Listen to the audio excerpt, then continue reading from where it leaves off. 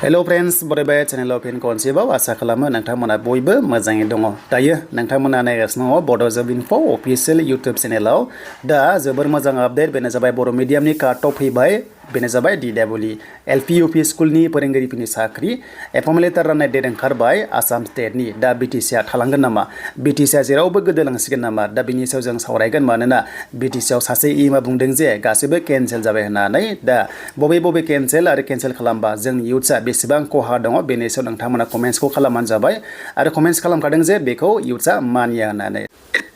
दा जियानो जा जों बेखौ सावरायबाय थागोन बेनो जाबाय BTC नि केन्सेल जानायखौ जों बयबो इयुथ्सआ मानिनानै लानाय नङा बिदि कमेन्ट्स फैगासिनो दा बेसेबां एक्सेप्टेबल केन्सेल खालामजोबबा नायल' जाल' बड'लेण्ड इउनिभार्सिटिया एग्जाम कन्डाक्ट खालामनाय ग्रेड 3 लेभेलाव technical and non technical plus GSB आ बाइबा टेस्ट लानाय बेनो जाबाय ग्रेड 4 फाइनालिस्ट फैनो गोनां दा बिनि सायाव जोङो सावरायगोन नेक्स्ट लेभेलाव जाय नोंथांमोना नैबे चेनेलाव गोदानै फैदोंमोन साबस्क्राइब खालामनानै लानो हागोन दा जोङो DEE फैबाय आरो मोजां खबरा बेनो LP UP स्कुल्सनि फोरोंगिरिफोरनि साख्रि एपइन्टमेन्ट लेटार राननाय डेटआ फैबाय दा बेखायनो जों बे अफिशियेल डेटखौ नायनोसै बेनो जाबाय आसाम स्टेटनि दा आसाम स्टेटआ जेरै खोथा होदों थिग बेबादिनो बिथांमोना साख्रिखौ होगासिनो नाथाय जोंनि BTC आवसो थालांगासिनो दङ दा बेनो जाबाय नै ओरिएन्टेसन एन्ड सेरेमनियेल डिस्ट्रिबिउसन बेनो जाबाय एपइन्टमेन्ट लेटार्स LP UP आव डेट आउट जाबाय बे जाबाय 9 नभेम्बराव 9 नभेम्बराव मोनसिगोन बेनो जाबाय भेटेनारि कलेज प्लेग्राउन्ड खानापारा फिल्डआवनो गासैबोनि एपइन्टमेन्ट लेटारखौ नोंथांमोना मोनगोन आसाम पुलिस जा मेडिकेल जा GT PGT जा आरो लोगोसे GG पोस्ट थाबोनाय बेफोरो 35,000 आ बे नभेम्बर दानावनो मोनगोन डिसेम्बरनि फार्स्ट सप्ताहसिम दा बेखौ जों मोनथिबाय दानिया काट अफआ बेसेबां थांखो बेनो जाबाय जोंहा नायनोसो फैदो गोबाव खालामला मानोना गोबांथार मोनथिनो लुबैयो नेक्स्ट BTC आवबो बेसेबां थांगोन बायदि एसे गोरोबफ्रामो दानिया बे जाबाय नै LP स्कुलाव बर' मिडियामाव बेसेबां काट अफ थांदों आरो LP स्कुलाव आउट अफ BTC आव बर' मिडियामा बबेयाव दङ होनोबा बेनो जाबाय नै धेमाजियाव दङ गवालपारायाव दङ लखिमपुराव दङ मरिगावआव दङ सनितपुराव दङ अके दा बेवहाय जोंनि बर' मिडियामाव थांदों धेमाजियाव थांदों 58.42 थांदों बे जाबाय हौवाफोरा आरो हिन्जावफोरा थांदों बेनो जाबाय 59.45 थांदों अके माने मेल फिमेल बेवहाय थांदों आरो दानिया जों नेक्स्ट नायोबा बेनो जाबाय गवालपारा स' गवालपारायाव 58.08 थांदों हौवाफोरा आरो हिन्जावफ्रा 57.54 थांदों थिग बेबादिनो लखिमपुराव थांदों हौवाफोरा 58.27 आरो हिन्जावफ्रा थांदों 56.81 देन नेक्स्ट थांदों मरिगाव अके स' मरिगावबो गोबां बर'फोर दङ 57.64 थांदों हौवाफोरा आरो हिन्जावफ्रा 55.83 थांदों थिग बेबादिनो सनितपुराव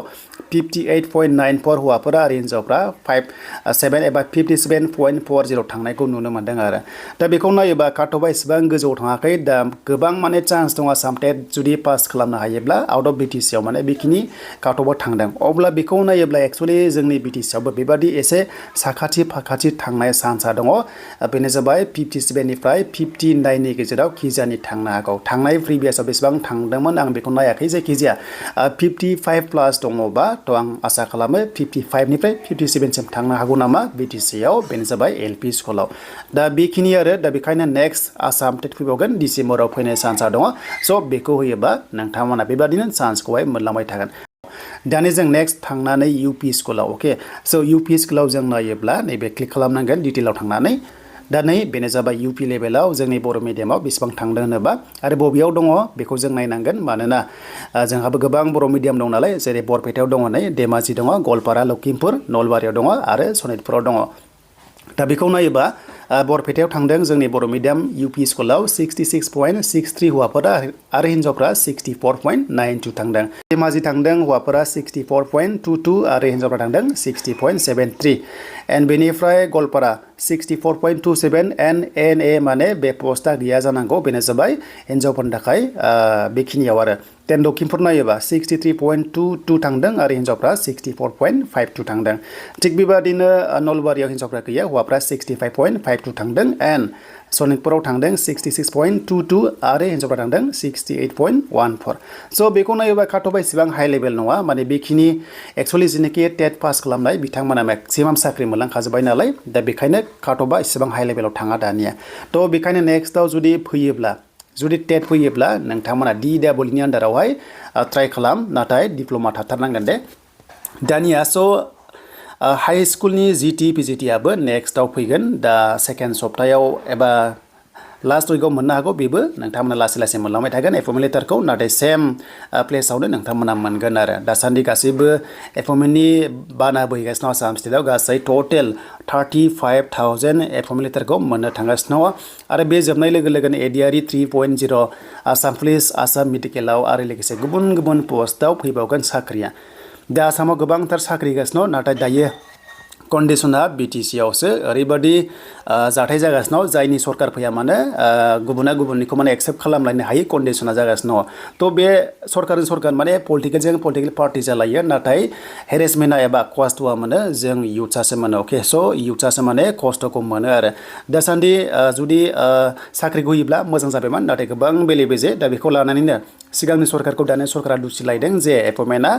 एबा केन्सेल जागोन नामा बेबादि गोबांथार खोथा ओंखारदों जेरै हमना ला थांनाय बाराव जिनोखि एग्जाम जाना दङ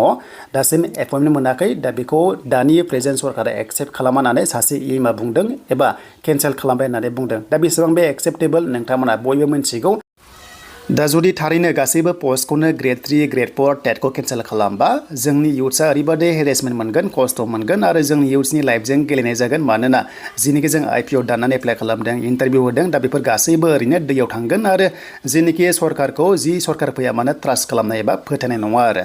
दा सरकारा राजा नङा रायजासो राजा बेखायनो जोंनि इयुथ्सनि खोथाखौ साननांगोन आरो बेबादि जुदि केन्सेल खालामारोबा स' जोंनि BTC आव गोबांथार माने नेक्स्ट लेभेलाव बायदिसिनाबो जाथाय एबा दावरावबो जानो हागौ मानोना गोबां इयुथ्सआनो दङ गोबां गोरों गोरों इयुथ्स दङ एग्जाम लिरनानै पास खालामनाय जास्ट एपइन्टमेन्ट लेटार एबा मेरिट बेसिसआव फैनांगौ दङमोन आरो लोगोसे रिजाल्ट ओंखारनांगौ दङमोन मानोना रिटेन कन्डाक्ट जाखानाय दा बेखौ जों नेक्स्टआव सावरायबाय थागोन मानोना जों एक्सेप्ट खालामनो हायाबादि कन्डिशनाव दङ इयुथ्सआ जाहाथे बेखौ नायबिजिरनानै जिनिखि इलिगेल बेखौ बोखारो आरो जिनिखि लिगेलाव दङ बिथांमोना जाहाथे साख्रि होयो बेखौनो रिक्वेस्ट खालामबाय दा बेनो दिनैनि थाखाय लेटेस्ट आपडेट एन्ड नेक्स्टआव बिनि सायाव डिटेल्सआ फैबाय थागोन